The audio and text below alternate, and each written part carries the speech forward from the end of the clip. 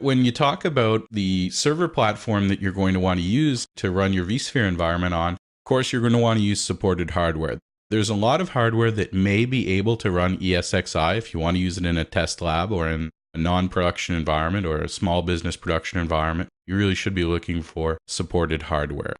The list of compatible hardware is quite a bit larger than it used to be, but it's still going to be a good idea that we do that. In this series, what I've actually done is used VMware Workstation to provide a virtualized environment to run vSphere and then run virtual machines inside those virtual machines. So it really comes down to a question of whether we should have a larger number of smaller servers or a small number of very large servers. And it really comes down to the number of physical servers that you already have in your environment, or the number of virtual machines anyway that you'd like to deploy. When we start talking about something like blade servers, where we have a high degree of physical consolidation of servers, that can be very good and provide us a very good way to consolidate large numbers of virtual machines into still a rather small physical footprint, particularly in something like a virtual desktop infrastructure where we may have thousands of virtual machines running reasonably light workloads. That could work quite well. But as we saw, we have some pretty high capabilities for allocating hardware to virtual machines. So if we're talking about having virtual machines with 64 CPUs and 1 terabyte of memory, then we may be better reducing the number of servers that we have and consolidating onto those servers. And that's really what we want to try and do, is achieve the highest possible virtualization or consolidation ratio and get the highest number of virtual machines per physical host.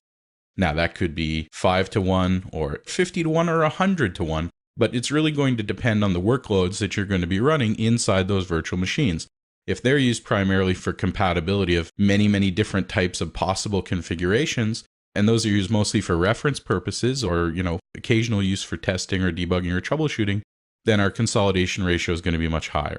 For running high-scale production ERP type workloads or something along those lines, or decision support systems or any other type of, big data analytics or anything like that, then we're probably going to find that we're not able to get those aggressive types of ratios. But virtualization can still provide us with a benefit.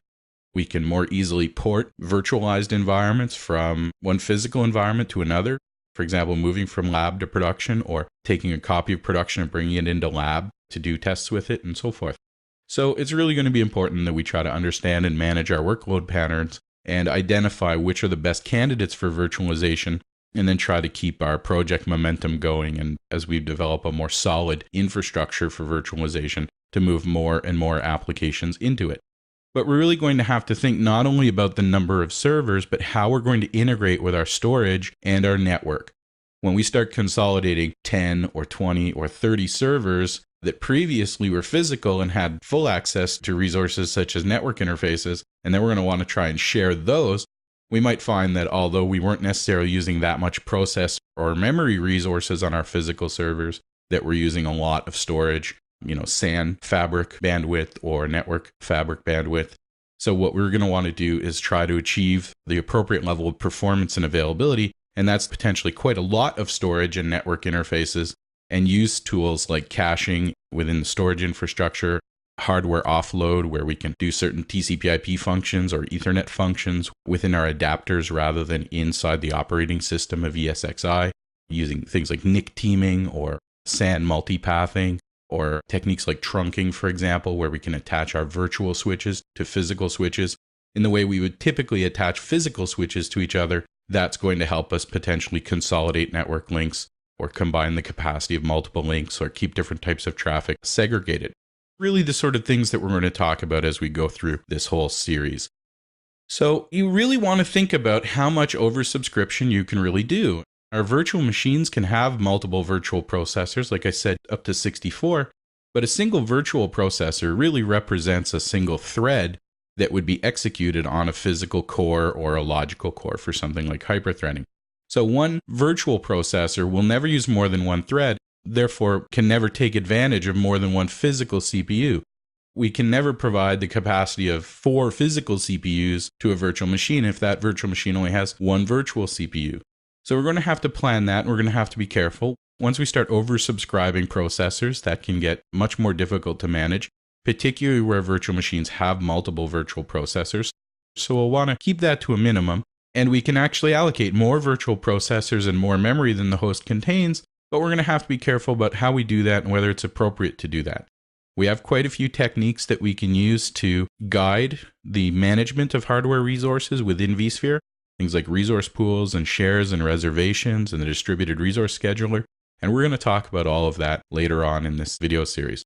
But it's still important to think about what's going on inside your guests and make sure that those applications are tuned appropriately, or that we use things like the Windows System Resource Manager or a resource manager in your other operating system, something like the NICE infrastructure within Linux, which we can use to allocate CPU and memory resources, because vSphere really doesn't have visibility into what's happening inside our guest virtual machines. So when we talk about vSphere, what we're really talking about is the ESXi hypervisor, or the old ESX hypervisor, combined with the vCenter or Virtual Center server. And vCenter provides the centralized management capability for multiple ESXi hosts. It handles authentication and security and integration with Active Directory, or integration with many directory services now using the single sign-on capabilities of vCenter 5.1, handles licensing, handles collecting performance and event statistics and alerts and scheduled tasks and so on, as we'll see in the later videos, and also enables things like the distributed resource scheduler and high availability clustering features like fault tolerance and distributed vSwitches and other things that not only require vCenter, but may require a particular edition of VMware. So refer to the documentation as to what all the different bundles and packages, and they've got a few different offerings for small business bundles for small numbers of servers, all the way up to Enterprise Plus for very large environments.